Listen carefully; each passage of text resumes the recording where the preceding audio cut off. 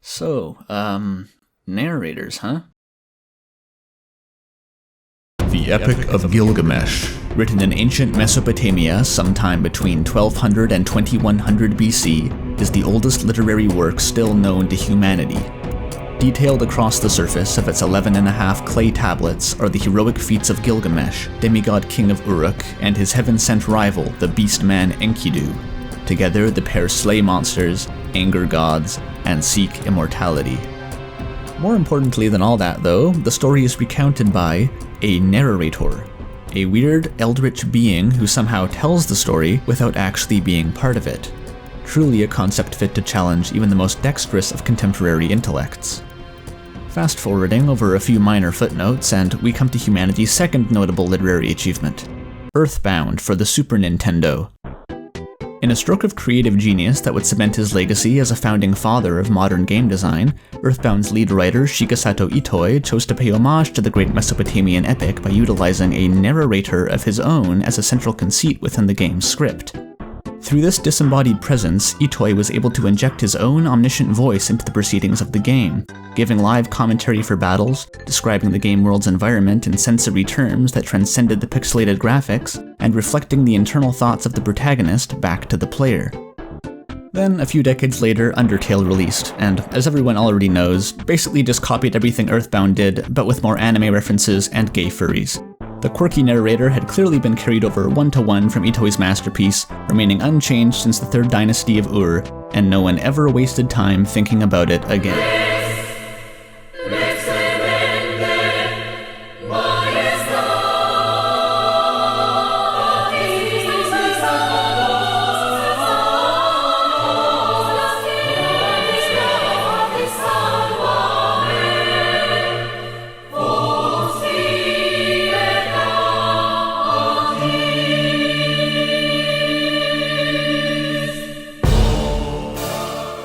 Claim that the Determinator's character analysis post invented the idea that Undertale is narrated by Kara would be grossly inaccurate. The so-called Narrachara theory had been floating around the fandom long before its existence, and I'm not even clear to what extent this particular blog post was responsible for popularizing it.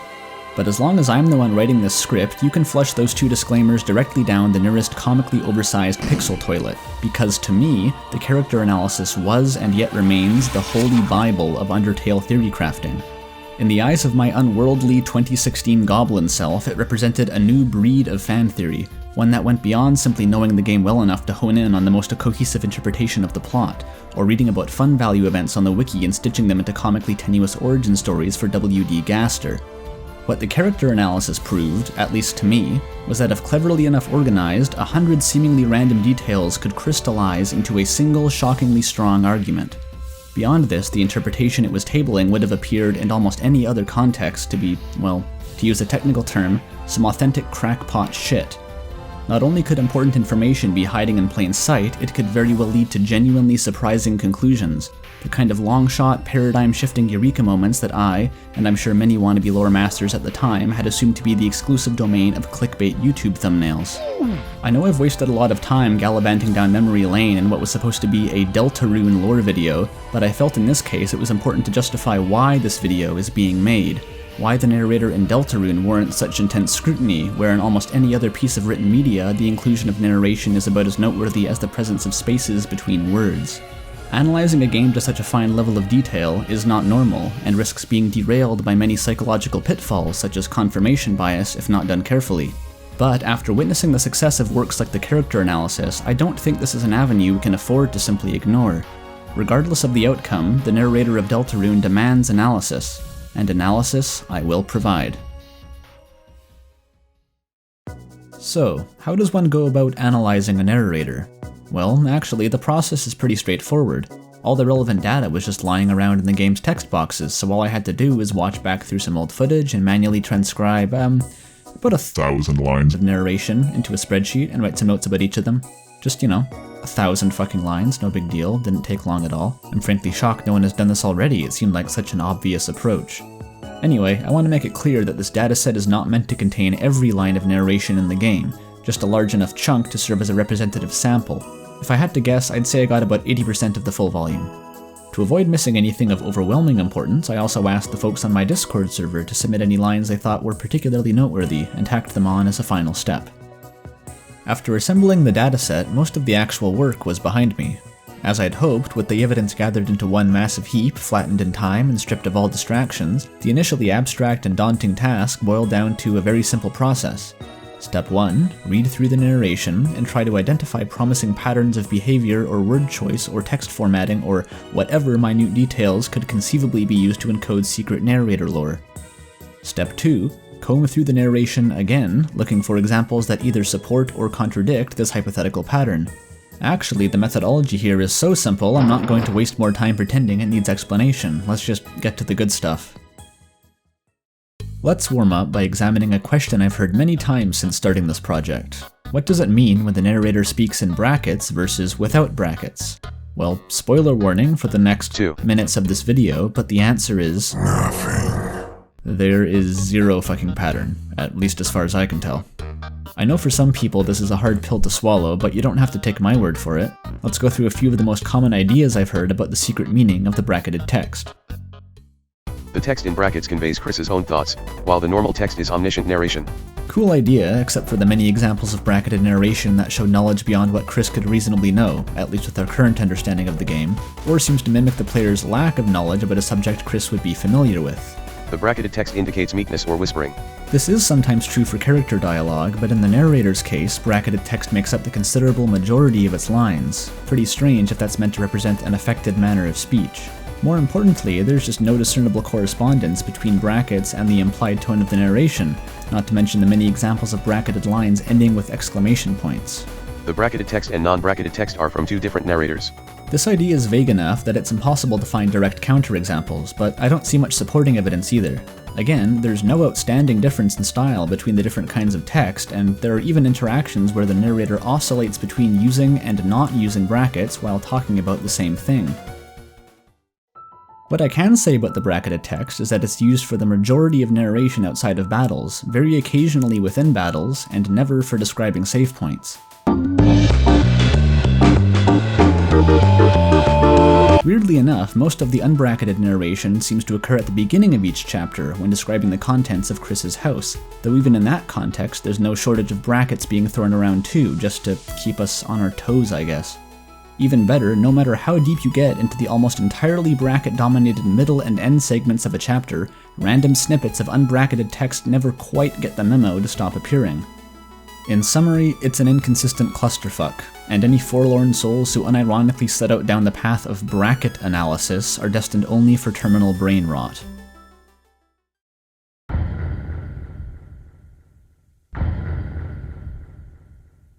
At last we come to the meat and potatoes, or at least the salsa and milk, of this analysis. Here I'll be going through a collection of general facts I've gathered about the narrator that I believe to be largely indisputable based on the available evidence. Some of these facts may appear to contradict one another, but I've been careful to phrase them in a way that avoids direct contradictions. 1. The narrator usually says you interchangeably with Chris. One of the distinguishing features of Deltarune's narrator, much like Undertale's, is the consistent use of a second-person perspective. Basically, a lot of you did this, you thought that, etc. In almost all cases, this pronoun you seems to refer to Chris. Your fingers, your mother, your brother, your old books. This would all be pretty unremarkable if not for the fact that, on just a few occasions, the narrator actually calls Chris by name. Now, if you're as invested as I am in the growing distinction Deltarune seems to be drawing between Chris and the player, this should immediately be setting off alarm bells.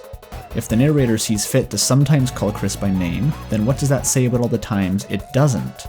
Does you actually refer specifically to the player? Well, hate to say it, but I really don't think so.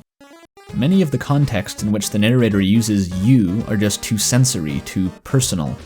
I am not Azrael's sibling, Chris is. I didn't put my mouth on the Ralsei dummy. That would be gross, so I made Chris do it. You could argue that this distinction breaks down if we, as the players, are meant to be fully embodying Chris, to the extent that their family becomes our family, their body becomes our body, etc. But there's also the problem of just how rarely the narrator resorts to using Chris's name, and how insignificant the occasions are for doing so. Why am I the one huffing the marshmallow marker, but Chris is the one using items in battle? If there's any pattern here, I'm not seeing it. And no, I didn't forget. There is one example where the narrator absolutely does use you and Chris to mean different things. At the end of the Snowgrave route, during your battle against Spamton Neo, Chris, by name, is stated to call for help 4 times, to no avail. It's only when you, the player, call for Noel that the fight can actually be won. This is a fascinating anomaly, of course, and has huge implications in its own right, but it doesn't change my overall point that this distinction is not usually being made when the narrator flip-flops between different ways of referring to Chris. Without signs of a consistent pattern, that bit of Snowgrave narration must be seen as an exception and not the rule. 2. The narrator knows Chris's thoughts and feelings. This point requires less argument. The narrator clearly has access to the inside of Chris's head. It knows what they know, it feels what they feel. 3. The narrator knows other characters' thoughts and feelings. Perhaps more surprising than the previous point, but no less clear-cut. The narrator blatantly reveals itself to be a mind reader on many occasions.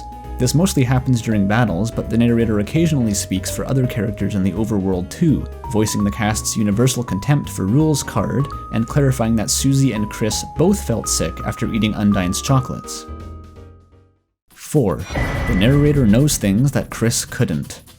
Strictly speaking, this point follows from the previous one, but I figured it was worth noting that even if we ignore all the examples of narrator telepathy, the narrator still has access to information that Chris probably wouldn't. The most abundant source of examples comes from using the check action on enemy Darkners. The narrator, without fail, will have some insight to give, even if the enemy in question didn't actually exist just one day prior. This is also one point where the analysis of Deltarune's narrator diverges from that of Undertale's. With that game, claiming Kara is the narrator actually does explain most of the check narration, since Kara had lived in the underground for at least a few years, and during that time could have become acquainted with the quirks of its monster inhabitants. Barring a truly massive plot twist though, the same cannot be said of Chris and the Darkners. 5. The narrator is sometimes limited to Chris's perspective. Well, that's a bit odd. I just spent all that time proving that the narrator knows more than Chris, and now I'm saying that it doesn't. Nonetheless, it's true. The narrator often seems to be working with the exact same level of understanding as Chris themselves. Just only sometimes. Take the candy on this tree, for example. Initially, they're referred to by the narrator as 2 objects. However, once Chris takes one down and identifies it, the remaining object in the tree is now relabeled as candy in future narration. Coincidentally, quite nearby that tree is this clobbered Jigsaw that the narrator recognizes only as some kind of enemy, since Chris has yet to encounter one in battle. And yet when the time does come for Chris to face their first Jigsaw, the narrator won't hesitate to identify them by name. Clearly, the narrator knew what a Jigsaw was all along, and so in the previous situation must have been, intentionally playing dumb? There are a few additional, less concrete examples of the narrator mimicking Chris's uncertainty about various observations, but I think I've made this point clear enough. 6. The narrator is sometimes limited to the player's perspective. Yep, this rabbit hole goes deeper. So first we had examples of the narrator knowing more than Chris, then we looked at the narrator sandbagging and only knowing as much as Chris. But what if I told you there are times when the narrator spills even more of its IQ points on the ground and plays dumb on topics that even Chris would be familiar with? I've identified 3 major examples. 1. The narrator speaks about the game on Asriel and Chris's computer in very vague terms, describing only a boss with giant rainbow wings. Setting aside the arguably much more important fact that this narration more or less confirms that the god of hyperdeath was Asriel's edgy DeviantArt OC all along, I find it hard to believe that Chris wouldn't know the context behind this character or this game. The Epic Games Stuff folder is apparently the first thing Chris finds after turning the computer on, so it's not like Asriel could have been keeping his amateur game dev escapades that secret. 2. The narrator describes Asgore and Toriel's wedding photo in Chapter 1 as containing a reindeer-looking monster, clearly referring to Rudy Holiday. Since Chris definitely knows who Rudy is, the only reason not to call him by name here would be to accommodate for players who haven't yet met him in the hospital. 3. This fucking line. It's the TV. Looks like it's plugged in, but it's dusty. For those unaware, this was not the narration given to the TV in the first chapter. That would be this. It's the TV. Doesn't seem to even be plugged in anymore. Between the evening of Chapter 1 and the morning of Chapter 2, the TV was plugged in. The only person who could reasonably have done this is Chris. This has much bigger implications for facets of the lore that, aren't the narrator, but in this context, the choice of words, especially the qualifier looks like, is just one more example of the narrator showing less familiarity with the situation than Chris, by all rights, should. Related to this point is that the narrator is not above being intentionally vague or lying by omission when it suits the plot. Case in point are the interactions with the egg-dispensing being we find hiding in each chapter's secret room. The narrator helpfully informs us that there is a man or there is not a man, but absolutely shit fuck all else, despite him and Chris likely being in close enough proximity to warrant screeches at the Sadie Hawkman's dance.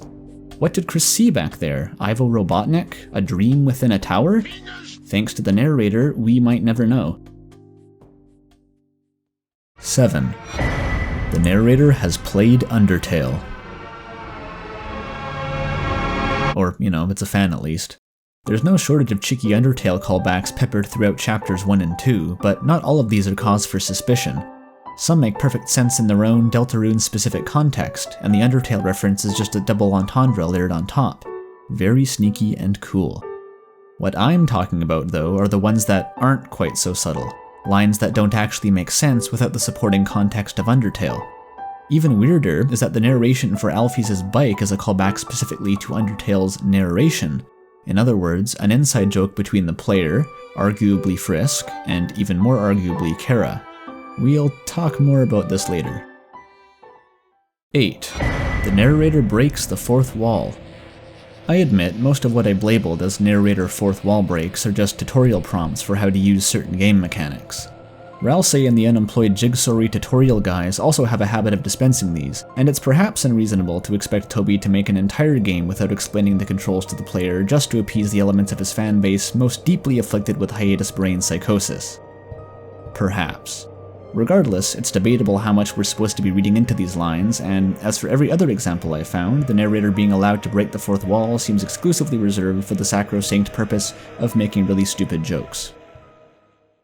9. The narrator can be usurped by certain enemies. And by certain enemies, I literally just mean Spamton. Maybe Jevil too. That's not to say that the narrator can't speak normally in Spamton's fight. The Czech dialogue and a few bits of flavor text get through unscathed, but there's also a whole lot of "Fuck you, Cyber City! I'm shitting myself!" What does this imply? 10. The narrator can veto the player's actions. As it turns out, Susie does not have a monopoly on stymieing player freedom. As of Chapter 2, the narrator has secured a foothold in the industry as well, and its stocks are on the rise. It prevents us from showing Toriel the trash orb, from re-entering the computer lab after clearing it out, learning about why Asgore lost his job, and, most notably, from washing our hands in the kitchen sink and derailing the ending of Chapter 2.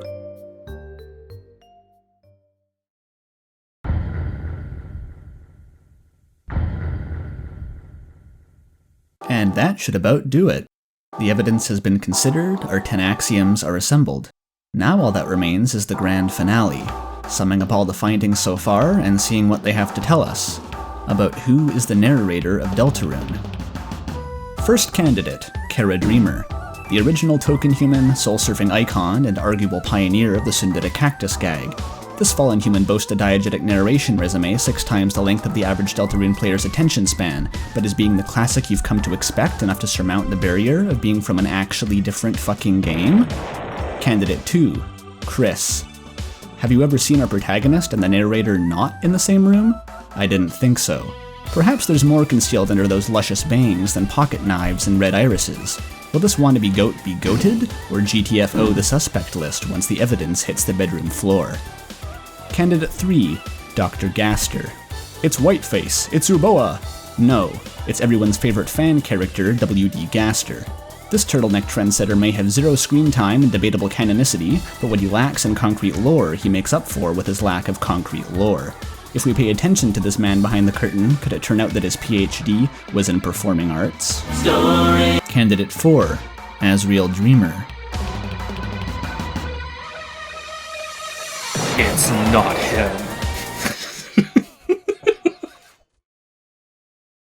Having now tabled 3 candidates and 10 major points of evidence, the path to a conclusion should be self-evident. An obnoxiously large 2-axis diagram. Along the top, we have our candidate narrators. On the left are axioms, leaving the points of intersection to represent which candidates are supported by each axiom. Capiche? Starting with Chris, we can see that considering them to be the source of the narration very naturally explains all the instances of the narrator, well, acting like Chris. Hopefully I don't need to elaborate. Moving on to the good old Narrachara interpretation, we get to keep the explanations for the narrator's Chris-like moments, since Kara would ostensibly be somehow part of Chris in this scenario and thus would share their thoughts, but with the added benefit of justifying all the Undertale callbacks. If you're perhaps wondering at this juncture how Kara, from Undertale, could still be present in Deltarune as an ambiguously disembodied spirit entity, please note that I too am very deliberately ignoring that question for the sake of considering purely what pertains to the narrator, at least for now. Finally, with the good doctor himself as our narrator, not only does the Undertale connection still make sense, but we could also potentially explain the narrator's suspicious knowledge of Dark Worlds, and even perhaps the occasional fourth wall breaks, considering Gaster's alleged habit of breaking into Toby Fox's Twitter account and spouting cryptic ARG bait to presage the release of new Deltarune chapters. And wowee, would you look at all that supporting evidence. How very, very exciting. I think we can now safely devote the remainder of this video to exploring in depth the pros and cons of each of these to be promising interpretations, and deciding once and for all who is the... Huh? Oh, hang on, I think the diagram's counter-evidence dispenser might be jammed. Here we go.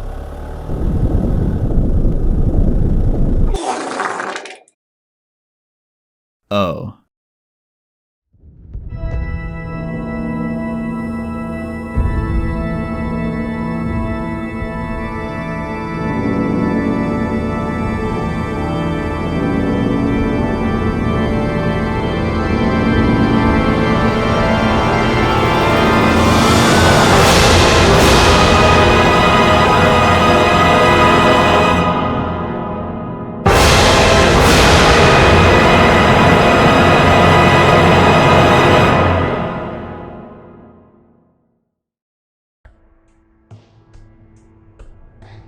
So, the thing about analyzing narration, as I have come to realize over the course of this project, is that there's a lot of it.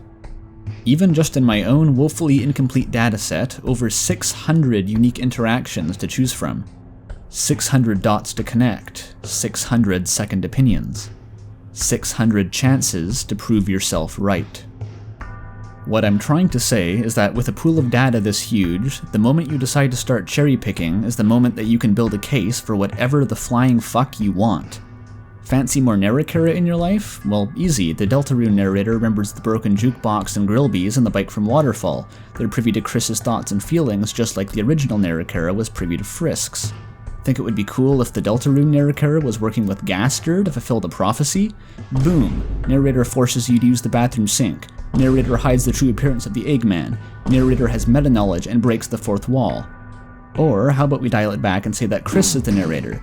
Think of all the times the narration was limited to their perspective. Think of all the times it stops us from learning about Chris's personal life or from putting them in compromising situations. It all just makes too much sense. Until you consider the counter-evidence. In just the same way that 600 data points means 600 opportunities to add fuel to your theory, it also means 600 chances to hit it with a fire extinguisher. Fundamentally, if you want to use one side of that coin, you have to take the other as well, otherwise your logic is meaningless. The 3 random narrator theories I just tossed out for the sake of demonstration do all have evidence supporting them. They are, however, not compatible. Text that supports one contradicts another, and vice versa. So which one is correct? Well, I claim that none of them are. As I said much earlier, arguing that the narrator of a game is diegetic is not normal, and I think by default should be regarded with a healthy degree of skepticism. In order to make that argument for Deltarune, what I was looking for was a clear and consistent pattern within the game's writing that pointed toward that conclusion specifically, above simpler explanations, and showed intent on Toby's behalf to weave that implication into the game.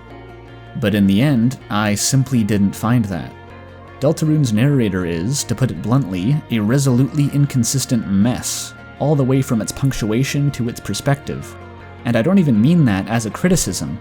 The narration in Deltarune, just like in Undertale, works wonderfully as playful, informally written, non-diegetic prose.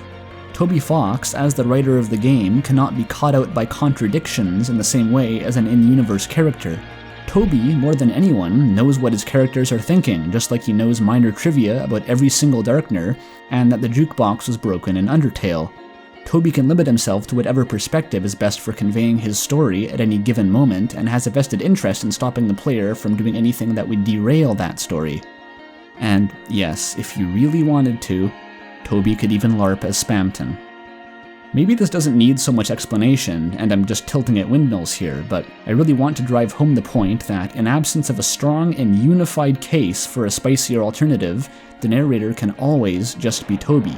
And in this case, I think it is. So, before I pull the plug on this video for good, there's still one last nagging question that I think naturally follows from the prior discussion. With all this talk of counter-evidence and consistency, does the original Narrachara theory still hold up? After all, despite the mountain of evidence that's been compiled in its favor, the theory is not without inconsistencies of its own, and is certainly not above criticism, regardless of how much I happen to like it. Without devoting even more time to a full retrospective audit of Undertale's narration, I can only say so much. But one very clear point of evidence against a diegetic narrator in either Undertale or Deltarune are all the instances of mind reading found within enemy flavor text. I've already been over this in the context of Deltarune's narration, but I was able to find at least 10 examples in Undertale as well. While perhaps not enough to demolish the theory, at least in my eyes, it goes to show that anyone who does want to debunk Narrachara absolutely has ground to stand on. However, there is still one huge difference between Narrachara and all the hypothetical Deltarune narrator theories I just threw in the garbage. That being, Narrachara never actually had to argue that Chara could be the narrator. Undertale hands that to us on a silver platter. My drawing, my bed, it's me, Chara. The argument that posts like the character analysis were making was simply that Chara was the narrator for the whole game and not just these specific interactions. It's obvious once brought up, but it's also easy to forget that the true foundation of Narrachara, and by extension the idea that Toby's games might have diegetic narrators in the first place, is this small handful of silver bullet text boxes. Text boxes to which Deltarune, at least as of Chapter 2, has no equivalent.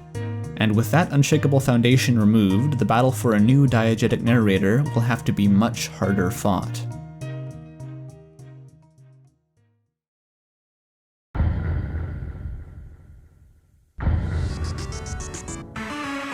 Hey viewers, sorry, there's no crazy AMV outro this time. We burned through our animation budget making the Narrachara montage in the intro, but on the bright side, you can use the spare time to stare at this beautiful version 2.0 of the Patreon credits minigame, made by myself, to thank my patrons on Patreon, since they are currently the IV drip keeping this channel alive while I do things like spend several consecutive days editing elaborate ripoffs of Joseph Anderson bits. If you want to see your name made into a bullet pattern, simply insert one or more loonies into the link in the description. On a related, if somewhat contrasting note, did you know that before I was a wannabe YouTuber, I was actually a wannabe indie game dev?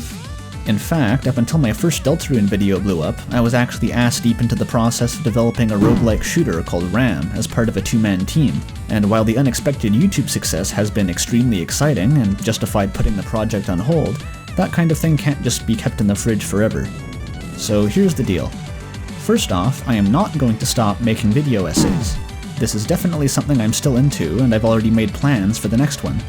I will, however, be devoting part of my time back to the game development effort, and I may even upload a devlog here and there, so if you're currently funding me on Patreon exclusively to see Deltarune essays and want to modify your pledge in light of this new information, feel free.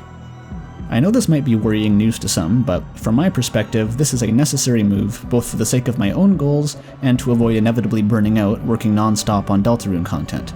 I hope that's understandable. Anyway, that's all I've got for now. Until next time, consider checking out my Discord server, keep an eye out for the upcoming live stream where I'll be spending up to 16 hours responding to theories that people leave in this video's comments, and make sure to subscribe. To Jaru. I mean, fuck, did you see the size of his night video?